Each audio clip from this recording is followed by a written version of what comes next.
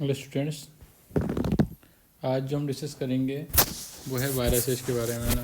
कि क्या डिस्कशन करना है हमें कि करेक्टरिस्टिक्स क्या होते हैं वायरसेस के, कैसे बैक्टीरिया से अलग होता है।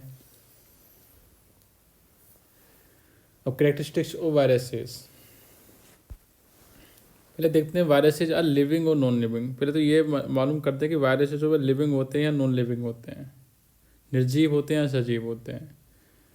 तो biologist consider viruses to be non living because, अब कुछ करेक्टरिस्टिक फीचर होते हैं वायरसेज में ऐसे होते हैं जो नॉन लिविंग होते हैं, निर्जीव जो वस्तुएं होते हैं उन्हीं की तरह होते हैं। कुछ करेक्टरिस्टिक जो होते हैं वो कैसे होते हैं, जो लिविंग वस्तु होती हैं, जो सजीव वस्तु होते हैं उनकी तरह होते हैं। तो देखो कौन से करेक्टर ऐसे हैं वायरसेज जो पाए जाते हैं जो नॉन लिविंग, जिनसे कि वायरस ऐसा माना जाता है कि वायरस नॉन लिविंग है। तो पहले देखिए, are not viruses are not cell. Viruses कोई कोशिका नहीं होती, पहली बात तो ध्यान रखिएगा। वायरसेज कोई कोशिका नहीं होती। कोशिका में तो क्या है, बहुत सारे कोशिकांग पाए जाते हैं, बहुत सारे ऑर्गेनेल्स पाए जाते हैं सेल में, तो पर इसमें कोई ऐसे ऑर्गेनेल्स नहीं होते हैं। तो मतलब ये पूरी एक कोई सेल होती नहीं है। इसलिए ये क्या माना, कुछ साइंटिस्ट क्या माना पहले कि ये नॉन लिविंग होती है भाई। दूसरा है डू नॉट ग्रो और रेस्पॉन्ड टू देयर सराउंडिंग। ये कोई ग्रो नहीं होते और ना ही जो इसके सराउंडिंग्स होते हैं चारों तरफ का जो एनवायरनमेंट है उसके प्रति कोई रेस्पॉन्स देते हैं। ये मीन्स कि जो होते हैं ना, जैसे बैक्टीरिया होते हैं वो तो ग्रो हो जाते हैं, प्लांट्स होते हैं वो ग्रो हो जाते हैं, पर ये कोई ग्रो नहीं होती, ये कोई ग्रो नहीं होते और ना ही जो सराउंडिंग्स होते हैं उससे कोई रेस्पॉन्स देते हैं ये। इसके कारण ये नॉन लिविंग है। तीसरा देखिए, can not make food, take in food और प्रोड्यूस वेस्ट। ना ही तो ये भोजन बनाते हैं, ना ही ये भोजन लेते हैं और ना ही प्रोड्यूस करते हैं, है ना। और ना ही प्रोड्यूस करते हैं वेस्ट, जो मतलब भोजन लेने का वेस्ट होता है जो प्रोड्यूस करते हैं वो प्रोड्यूस नहीं करते, ना ही भोजन बनाते हैं और ना ही भोजन खाते हैं या लेते हैं। और चौथा है viruses do not respond to stimulus. जो स्टिमुलाई होता है मतलब कोई हम जो स्टिमुलस देते हैं, है ना, तो उसके प्रति भी वायरसेस क्या होते हैं, कोई रेस्पॉन्स नहीं देते, है ना। तो इन सारी चीज़ों को नोटिस किया जाए वायरस में, तो ये माना कि वायरस क्या होते हैं, नॉर्मली नॉन लिविंग होते हैं, है ना। They can only multiply if in another living cell.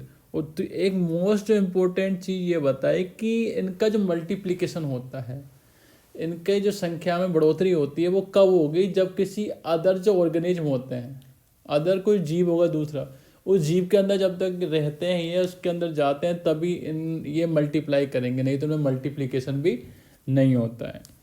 तो ये सारे जो पॉइंट्स हैं उनको सोच के ये काफ़ी जो बायोलॉजिस्ट हैं, साइंटिस्ट ने कहा कि हैं नॉन लिविंग होते हैं, क्योंकि ये जो करेक्टरिस्टिक्स होते हैं सारी सारी जो हमने पढ़े हैं अभी, ये सारे कैसे हैं, नॉन लिविंग के हैं ना।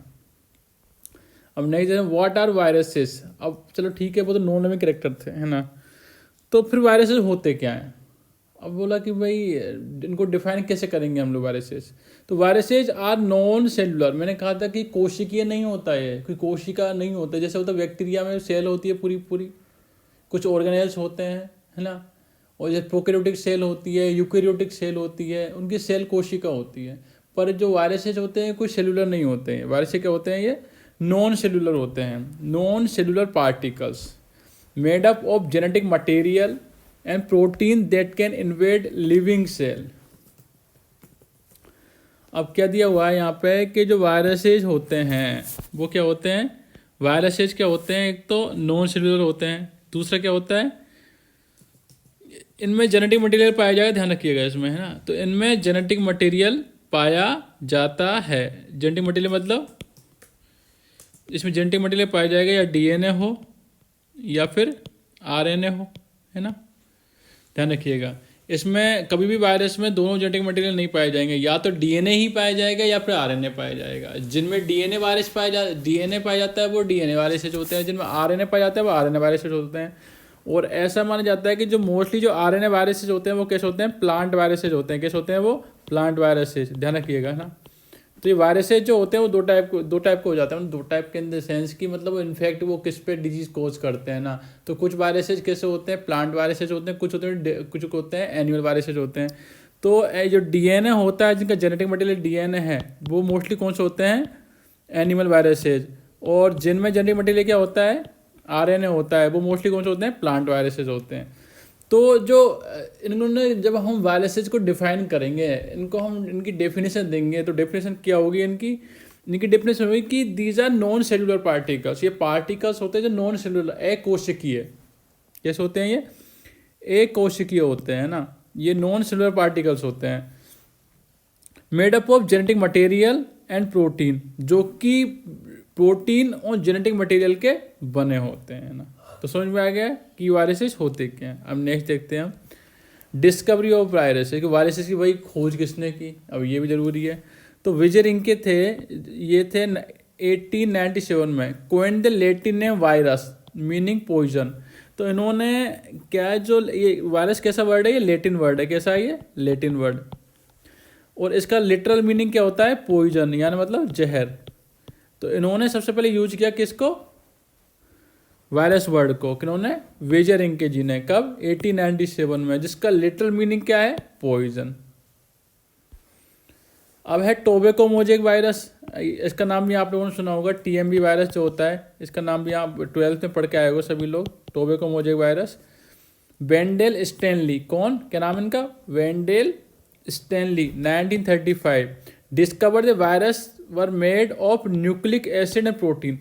अब इससे पहले ये पता नहीं, सब सोचते थे कि उन्होंने क्या, विजरिंके जी ने 1897 में जो उन्होंने अपना काम किया, तो उन्होंने सिर्फ नाम दिया भाई कि ये नाम होता है, और ये भाई वायरस कोई नाम होता है जिसका लिटर मीनिंग पॉइजन होता है, जहर होता है ना। उसके बाद तो क्या, वेंडेल स्टैनली आए, उन्होंने डिस्कवर्ड वायरस, उन्होंने टोबैको मोजेक वायरस की खोज की थी इन्होंने ना, मतलब उन्होंने डिस्कवर किया था। तो इन्होंने ही बताया सबसे पहले कि जो वायरसेज होते हैं वो न्यूक्लिक एसिड प्लस प्रोटीन से मिलके बने होते हैं। किससे, प्रोटीन प्लस न्यूक्लिक एसिड। तो प्रोटीन प्लस न्यूक्लिक एसिड से मिलके वायरसेज बने होते हैं। ये किसने बताया हमें, वेंडली और स्टैनली ने। और स्मॉल पॉक्स ये डिजीज आपने देखी होगी, काफ़ी पहले हुआ करती थी, इस तरीके से देखिए, डायग्राम में दिया होता है। एडवर्ड जेनर, ये काफ़ी फेमस थे, develop a small pox vaccine using the cowpox viruses. इन्होंने, जो जेनर साहब थे, उन्होंने, एडवर्ड जेनर जो थे, उन्होंने क्या स्मॉल पॉक्स की वैक्सीन खोजी थी, उसके बारे में थोड़ी चर्चा थी। अब है कि how big is a virus, कि वायरस कितना बड़ा होता है, कितना छोटा होता है, इसकी साइज की बात करें तो viruses are very small, smaller than the smallest cell. तो ये कैसे होते हैं, मोस्टली एसेल्युलर होते हैं, है ना, एसेल्युलर होते हैं। तो मतलब इनकी जो साइज होती है वो क्या हो सकती है, किससे छोटी होती है, एक जो होता है ना स्मॉलेस्ट जो सेल होती है, कोशिका होती है, सबसे छोटी कोशिका होती है, उससे भी छोटे होते हैं वायरसेस। तो वेरी स्मॉल, बहुत ही छोटे होते हैं।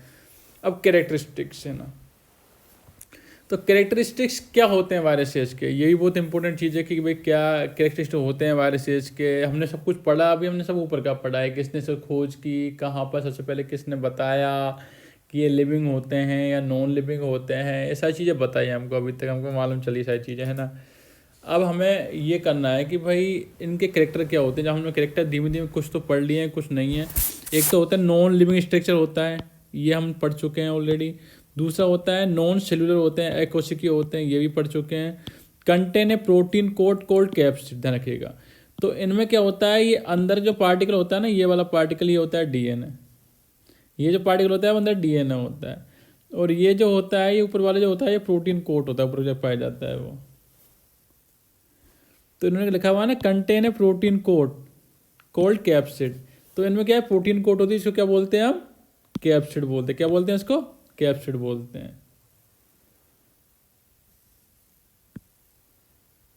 इनको बोलते हैं हम कैप्सिड, है ना।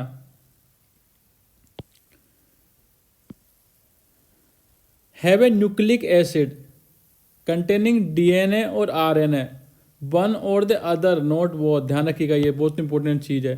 या तो इनमें डीएनए पाया जाएगा या आरएनए पाया जाएगा, कभी भी दोनों नहीं पाए जाएंगे। भाई ऐसा जैसे बैक्टीरिया में था ना, हमने बैक्टीरिया में देखा था आप लोगों ने, तो बैक्टीरिया में देखा डीएनए प्लस आरएनए दोनों थे, पर वहाँ पर यहाँ पे दोनों नहीं होंगे, या तो डीएनए होगा या फिर आरएनए होगा। तो हम बोल रहे हैं कि भाई बैक्टीरिया, सॉरी वायरसेज में जेनेटिक मटेरियल क्या होगा, तो हम लिखेंगे डीएनए ऑब्लिक आरएनए। क्या लिखेंगे हम, डीएनए ऑब्लिक आरएनए। तो ये इनका जेनेटिक मटेरियल होता है, किसका, वायरसेज का।